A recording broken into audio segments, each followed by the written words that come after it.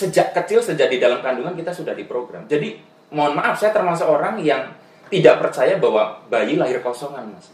Setiap bayi mengalami traumanya sendiri-sendiri. Teman-teman, yang saya sebut mabuk loa adalah ketika Anda merasa semua hal yang Anda lihat dalam hidup itu penjelasannya harus selalu loa. Yang kedua, Anda melihat satu-satunya hukum dalam hidup itu hanya loa. Nah, kalau Anda sudah punya ciri-ciri gitu, ya mohon maaf, Anda termasuk orang yang mabuk loa. Tidak sering terlalu berbuat baik, tapi kok kayaknya gampang banget. Tabungan energi itu bisa diwariskan antar generasi. Sip. Nah, jadi kalau misalkan Mas Hendra kok ngerasa aku kok kayaknya nggak nabung sebesar ini, kok hidupku enak banget, Mas. Itu tabungan dari orang tua jenengan yang belum cair di kehidupan dia atau kakeknya.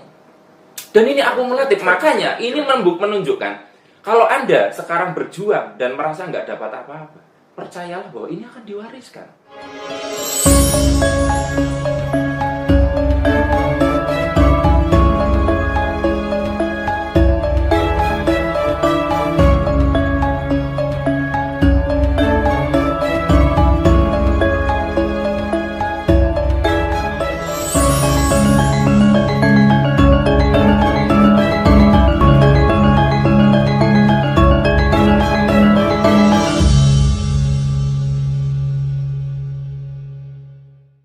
Selamat pagi Mas Arif Reha. Pagi Mas Hendra dan kawan-kawan, ketemu lagi. Iya.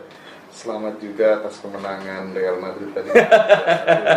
Ya, mohon maaf teman-teman bagi pendukung Barcelona ya, bukan sentimen. Jadi saya merayakan kemenangan Real Madrid, makanya pakai jersey Real Madrid. Oke. Mas Arif, sebelum tema kita sebenarnya hari ini lebih banyak akan ke Law ya, Law of Attraction. Law of Attraction ya. Tetapi saya ingin awali dengan soal ini, anak kecil Mas Arif. Kadang kalau saya lihat anak kecil gitu ya, ada yang dia itu vibrasinya menyenangkan, disukai banyak orang gitu.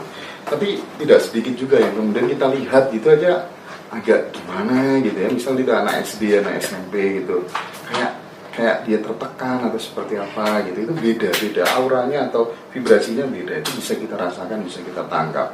Yang ingin saya tanyakan adalah apa yang menyebabkan anak-anak itu vibrasinya bagus, disukai banyak orang, begitu pula sebaliknya Mas Arif?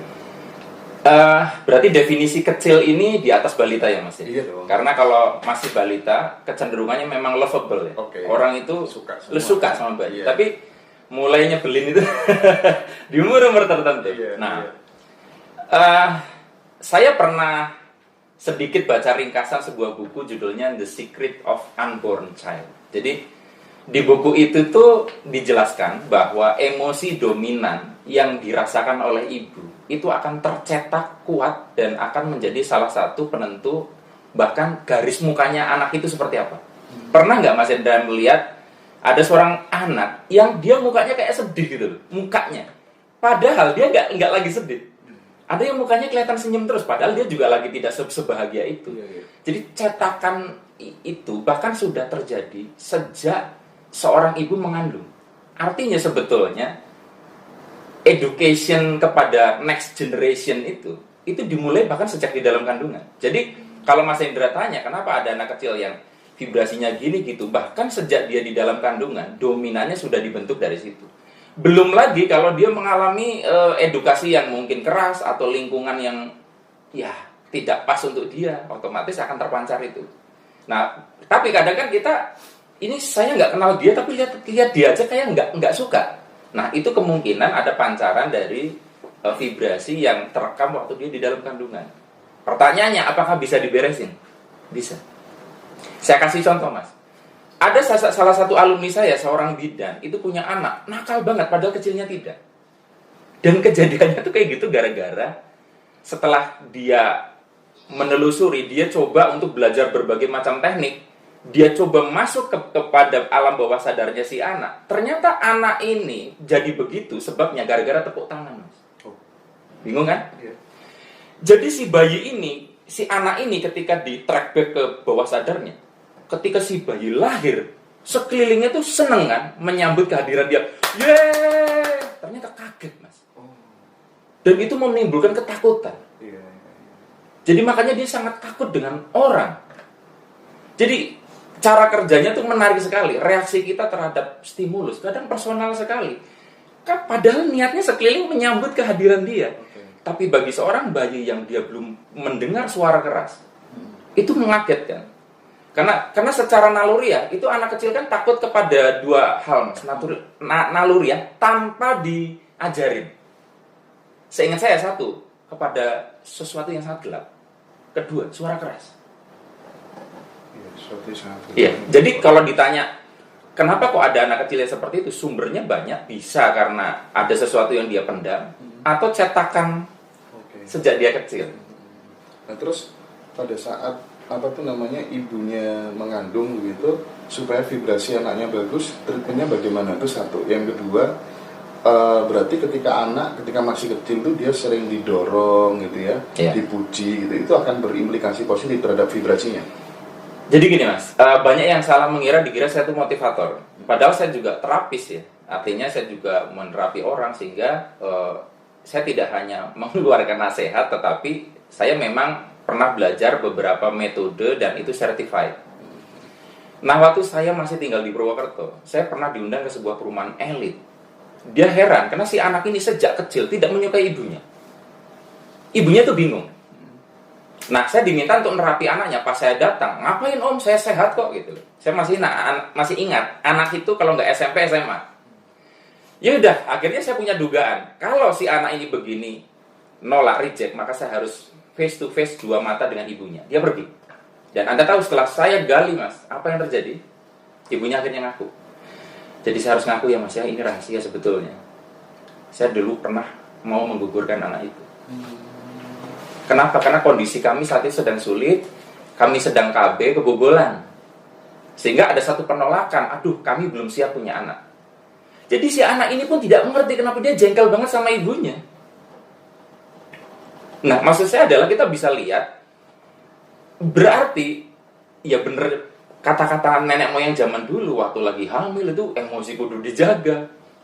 Bapaknya juga harus menjagain karena teorinya gitu, walaupun nggak segampang itu ya. Tetapi akhirnya kita bisa mengerti bahwa sejak kecil, sejak di dalam kandungan kita sudah diprogram. Jadi mohon maaf, saya termasuk orang yang tidak percaya bahwa bayi lahir kosongan, Mas. Setiap bayi mengalami traumanya sendiri-sendiri. Contoh paling gampang, teman-teman tahu tripofobia nggak? Tahu ya? Yang kulit terus bolong-bolong gitu. Ini baru ngomong aja udah merinding saya. Daun bolong-bolong, merinding nih saya. Saya tuh berkaget, ternyata saya punya trauma. Nah, akhirnya saya cari, what is tripofobia? Ternyata tripofobia itu yang mengidap itu banyak banget, Mas. Pertanyaannya, apa sebabnya? Kenapa kok saya termasuk orang yang nggak bisa ngilangin tripofobia? Tripofobia itu trauma di dalam kandungan dan belum ada satupun yang tahu kenapa sebabnya. Jadi kalau ada satupun, ada orang yang mengklaim saya nggak punya trauma, belum ketahuan. Bisa jadi Anda nggak trauma Mas, tapi nanti kalau teknologi sudah sampai planet Mars, Anda dibawa ke lain planet, traumanya baru muncul. Ternyata Anda trauma jauh dari bumi.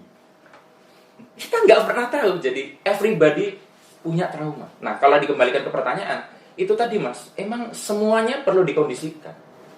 Terutama ibu. Makanya kalau ibunya stres, anaknya mudah stres. Nah, kenapa saya coping stresnya kecil? Ibu saya dulu stres waktu saya hamil saya.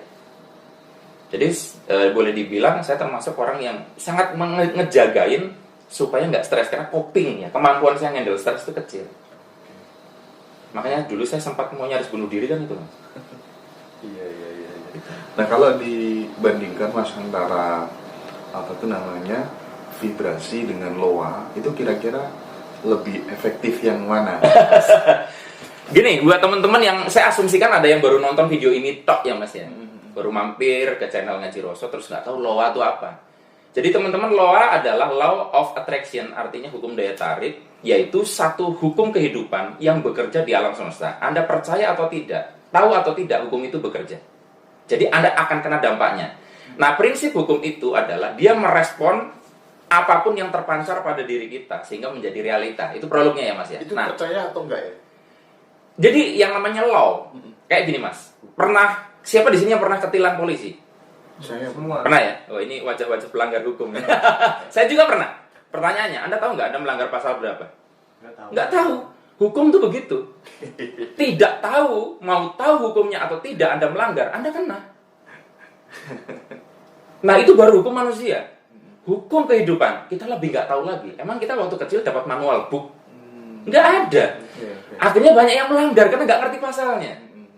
Nah, jadi setelah orang sadar bahwa hukum itu mau kita tahu atau tidak akan kena dampaknya, hukum loa itu berbicara tentang bahwa apa yang terjadi dalam hidup kita sebetulnya cerminan dari diri kita sendiri, Mas.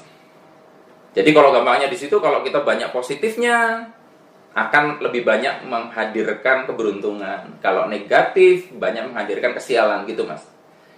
Jadi percaya atau tidak, dia tetap akan berdampak. Kayak misalnya Mas Taib nggak percaya hukum gravitasi, silakan naik ke lantai 16, loncat dari sana, lalu teriak, aku nggak percaya gravitasi, gitu. Apakah terus tidak bekerja hukum gravitasi? Still works, tetap bekerja. Jadi tahu nggak tahu kita kena dampaknya, jadi mendingan tahu tuh, Mas, supaya kita bisa menghindari dampak. Oke, Mas. Ya. Gitu. Terus. Oh. Kalau ini apa tuh? Yang tadi dengan vibrasi. Kompar dengan vibrasi kira-kira. Nah, ini banyak yang nanya ini, Mas. Terus apa bedanya? Terus lebih bagus mana? Gini. Dalam permainan sepak bola, hukumnya nggak cuma offside. Ada handsball, ya kan? Ada macam-macam peraturan dalam sepak bola. Nah, kehidupan ini juga aturannya banyak. Nggak cuma satu. Nah, law of attraction itu hukum. Law of vibration atau hukum vibrasi itu juga hukum. Dan satu sama lain saling bekerja sama, tarik-menarik, menciptakan keseimbangan. Sehingga semesta ini bisa berdiri tegak tanpa tiang. Nah, dan itu baru 2 dari sekian banyak loh, Mas. Kalau Anda browsing di internet, law of universe itu banyaknya luar biasa. Nah, kalau saya boleh berpendapat, law of vibration atau hukum vibrasi lebih luas, lebih kompleks dibandingkan law. Law itu lebih terlalu spesifik. Contoh, loa itu lebih banyak bicara tentang seseorang itu aja. Kita kalau ingin menghadirkan begini, kita membayangkan begini, meminta begini, meyakini begini, nanti terjadi. Jarang atau bahkan saya jarang melihat bahasan kalau doa orang tua ngaruh nggak ke kita. Itu nggak dibahas di loa. Terus yang nggak dibahas juga di loa, misalkan, kenapa ya kita kadang menginginkan sesuatu terlalu berlebihan, malah sesuatu itu menjauh. Itu nggak bisa dijelasin pakai loa, kecuali dijelasin pakai tabel kesadarannya Hawkins. Ternyata vibrasinya, keinginan ketika berlebihan jadi melekat, dia akan efeknya reverse, kebalik. Yang tadinya narik jadi nolak. Itu kan di loa nggak dipelajari. Makanya nggak cukup hanya belajar loa. Tapi saya tidak katakan vibrasi lebih hebat dari loa, enggak juga. Tapi ada hal-hal yang di loa dibahas, ada hal-hal yang di vibrasi dibahas. Tapi kalau mau dibandingkan, kalau kita belajar vibrasi, pasti akan mencakup loa. Tapi kalau Anda cuma belajar loa, banyak hal yang Anda tidak tahu. Gitu. Loa itu dia hanya mengandalkan pikiran saja. Nah, ini dia. Jadi yang ditekankan kalau kita baca buku The Secret, kalau kita baca buku-bukunya Bob Proctor, kita baca buku-buku yang lain terkait loa, itu lebih menekankan tentang pikiran. Walaupun dalam penjelasannya, eksplanasinya, sedikit disampaikan di situ tentang perasaan. Sehingga yang tergaung adalah, kalau kita amati orang-orang yang sangat kuat, mencengkram pemahaman loa, itu pasti lebih banyak menggunakan kata-kata kekuatan pikiran dibandingkan kekuatan perasaan. Jadi dari kata-kata saya kan, kekuatan perasaan, rasa, itu adalah orang yang lebih dekat ke ilmu vibrasi dibanding loa, Mas. Termasuk ngaji roso, kenapa nggak ngaji pikir? Dan sebenarnya Mas Hendra sudah tahu bahwa roso itu lebih kuat dari pikiran. Makanya orang jatuh cinta kadang susah dikasih nasihat pikirannya, karena dia dibajak sama perasaannya. Kalah kuat. Kalah, Mas, kalah kuat. Itu dia. Jadi kalau Anda mau tanya hasil risetnya, silakan cek di HeartMath Institute bahwa kekuatan pikiran itu kalah sama kekuatan perasaan. Perasaan secara magnet 5.000 kali lipat lebih kuat dibanding pikiran. Dan secara listrik lebih kuat 100.000 kali lipat dibandingkan pikiran. Berarti kan emosi kekuatannya macam apa coba? Jadi yang bagus gimana? Ya dua-duanya bagus. Pikiran positif, perasaan positif. Nah sekarang pertanyaannya, Mas, kalau nggak sinkron gimana? Kadang kan bertolak belakang. Betul. Lebih mendingan perasaan positif dibanding sebaliknya, Mas. Maksudnya gini, daripada pikiran kita positif, perasaannya negatif, ini akan kelibas. Idealnya dua-duanya positif, tapi kan kadang susah, Mas. Kadang pakar pikiran itu membantahnya gini, loh emangnya vibrasi itu muncul dari mana? Kan ada vibratornya. Vibratornya kan mau tidak mau tetap pikiran juga ya, terlepas kemudian bantahan seperti itu gitu ya. Saya tuh membuktikan sendiri, tidak tahu teorinya apa, tapi ketika kemudian saya itu sudah menggabungkan antara lisan, pikiran, dan perasaan, itu sering kok menunggal jadi kenyataan. Ya. Kan 90% dalam hidup saya seperti itu. Iya. Jadi apa ya? Kalau di dalam ilmu pikiran, contohnya ilmu pikiran bawah sadar, saya gini-gini juga pernah belajar bawah sadar ya Mas ya. Jadi biar tadi kami belajar yang certified ya. Saya pun seorang hipnoterapis. Jadi memang secara spesifik pikiran itu cuma dibagi dua, pikiran sadar, bawah sadar. Loh, terus emosi di mana? Berarti pikiran dong. Sebentar. Pikiran bawah sadar kekuatannya 88%. Cara bawah sadar berkomunikasi terhadap sadar melalui perasaan. Jadi boleh dibilang, ketika kita bicara perasaan, itu bicara bawah sadar. Artinya kalau perasaan Mas Hendra itu nggak nyaman, artinya pikiran bawah sadarnya nolak. Sesimpel itu. Nah, banyak orang pelaku loa terlalu mengedepankan pikiran positif, lupa bahwa bawah sadarnya nolak. Akhirnya ya nggak optimal gitu loh, atau bisa jadi nggak termanifest. Itu belum kita bicara hukum lain loh, karena kadang ada sesuatu yang termanifest bukan karena loa, bukan karena vibrasi, bisa juga karena law of karma. Law of karma. Iya, itu kompleks sekali Mas kehidupan itu.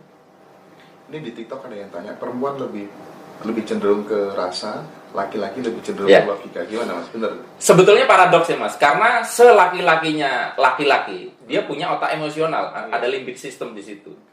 Ya, emosi-emosionalnya perempuan, dia juga punya neokortex, artinya dia juga rasional. Nah, tapi siklus energi ya karena hormonal juga kan, hormon estrogen sama progesteron komposisinya berbeda-beda, sehingga yang menyebabkan secara kecenderungan laki-laki itu lebih rasional dibanding perempuan yang lebih emosional. Walaupun di tengah-tengahnya selalu ada yang hibrid. Kita tentu pernah menemukan cewek yang agak tomboy dan cowok yang agak sedikit ke perempuan, lebih halus gitu loh. Kita anggap split nih, yang hibrid nggak ada. Memang, jadi Anda jangan meremehkan wanita, walaupun secara fisik bisa saja dia lebih lemah dari kita. Karena wanita itu main rasa. Nah, itulah sebabnya kenapa kutukan ibu itu luar biasa. Doa ibu yang positif itu luar biasa, karena dia main rasa. Artinya juga, Anda sebagai suami kalau sukses, jangan mentang-mentang bahwa itu tuh hebatnya Anda. Kalau istri Anda di dalam hatinya mensabotase, itu bisa gagal loh. Jadi, ini ada satu kisah menarik. Anda amati ya, ada beberapa sahabat saya juga guru-guru yang sudah profesional. Dia tuh dulu mengamati sebuah pola. Mas, kenapa ya? Dia ikut kelas saya gitu loh. Cuman dia nggak sadar ini. Kenapa ya? Saya tuh setiap menceritakan ini ke istri saya, apapun yang saya ceritakan ke istri saya, itu akan jadi kenyataan. Entah positif, entah negatif. Tapi kalau saya simpan sendiri, banyak yang nggak jadi kenyataan. Karena ketika sudah diomongin ke istrinya, ada booster emosi di situ. Loh, kan kalau sudah menikah kan garwo, Pak.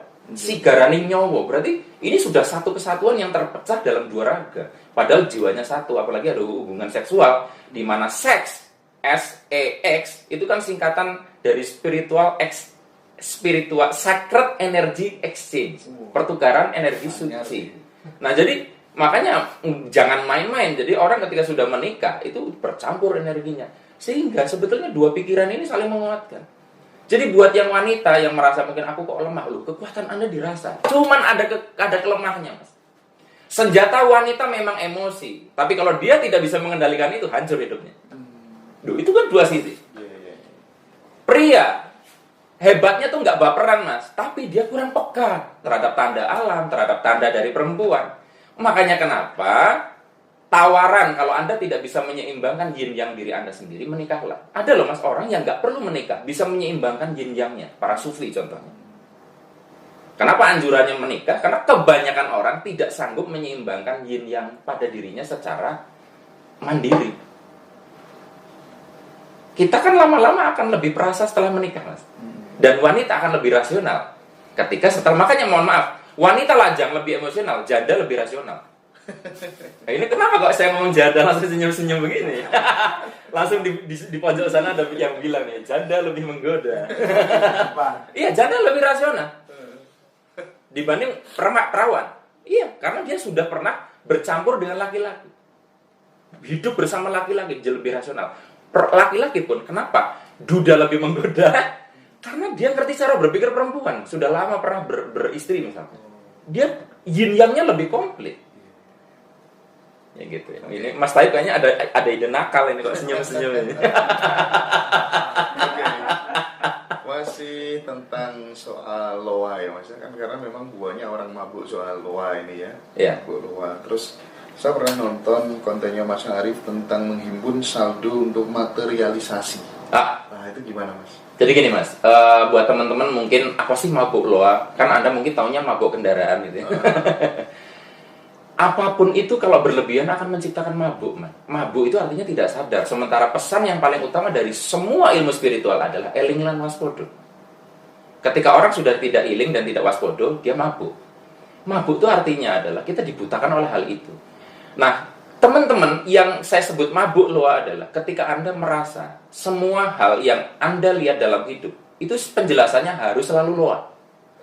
Yang kedua, Anda melihat satu-satunya hukum dalam hidup itu hanya loa. Nah, kalau Anda sudah punya ciri-ciri gitu, ya mohon maaf, Anda termasuk orang yang mabuk loa. Nah, orang yang mabuk loa itu ya, contoh nih Mas, tak kasih contoh ya. Beberapa kali ada orang SMS dan WA saya. Jadi ada yang SMS, ada yang WA. Mas Arif, saya subscriber baru channel Arif RH Vibrasi. Kemarin-kemarin saya sudah belajar Mas dari channel lain tentang loa. Alhamdulillah loanya bekerja Mas. Oh gitu ya. Gimana kok bisa tahu bekerja? Banyak SMS Mas dari BRI mengatakan bahwa Anda menang undian, dari Bank Mandiri. Itu kan SMS penipuan kan? Anda tahu kan? Dia merasa bahwa itu loa. Ini kalau bukan orang mabuk penjelasannya apa coba? Itu yang saya maksud. Jadi ketika saya membuat video mabuk loa, itu beberapa orang tersinggung. Sebentar, saya tidak menyalahkan orang yang ngajarin loa. Saya tidak menyalahkan loa karena itu hukum alam. Saya mengkritik orang yang mabuk. Kan boleh dong saya menyadarkan. Yang mabuk ilmu vibrasi juga ada, Mas. Jangan salah. Saya fair. Bukan karena ngajar vibrasi, terus yang tak mabuk-mabuk kan cuma loa. Yang ngajar vibrasi, mabuk ada. Dikit-dikit vibrasi. Oh, segala sesuatu dikaitkan sama vibrasi. Iya, apa-apa vibrasi. Ya contoh misal, Mas. Kemarin itu konsernya Ariel Noah itu dia sound systemnya rusak. Secara vibrasi apa penjelasannya? Ya belum tentu secara vibrasi toh. Bisa jadi memang salonnya bodol. Nah itu loh Mas, memaksakan apa-apa harus dilihat secara vibrasi. Betul. Mas Hendra sakit perut, apa secara vibrasi penjelasannya? Oh, kalau dia salah makan sesimpel itu kok. Kadang saya, maaf ya, agak jengkel jadinya tuh. Gak gitu juga lah. Oke, nah balik ke, kalau ada di antara Anda yang sudah pakai loa, pakai ilmu vibrasi, kok nggak bisa termanifestasi?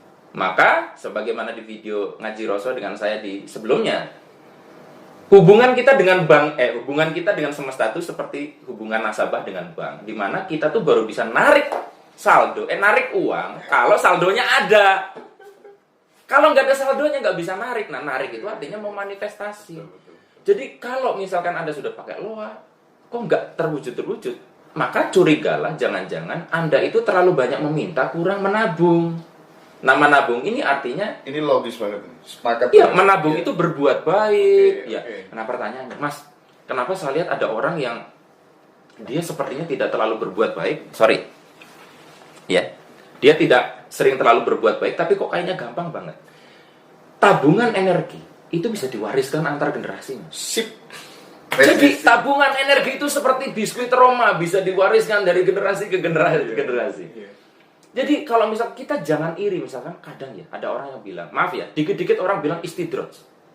Pernah dengar nggak Mas istilah istidroj? Istidroj itu orang yang kelihatannya dia tuh santai-santai aja, bahkan agak bangsa, tapi kok hidupnya enak banget gitu. Sawapnya besar. Nah, jangan salah loh, dia lagi menggunakan tabungan energi dari leluhur-leluhur.